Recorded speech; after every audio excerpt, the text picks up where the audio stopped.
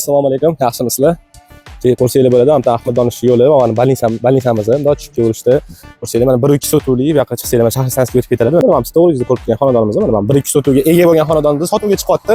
Yeri narxini 40 mingdan hisoblasangiz, 48 ming dollar bo'ladi yeri narxini o'zi. Plus podval ham deb bo'lmaydi, chunki tsokolni etaj sifatida hisoblanadi. 2 ta etaj plus mansardasi bor. Bitta katta terrasasi ham bor. Katta emas, uni stol qo'yib, choy ichishga zo'r joy. Yaxshi, menga yoqdi lekin.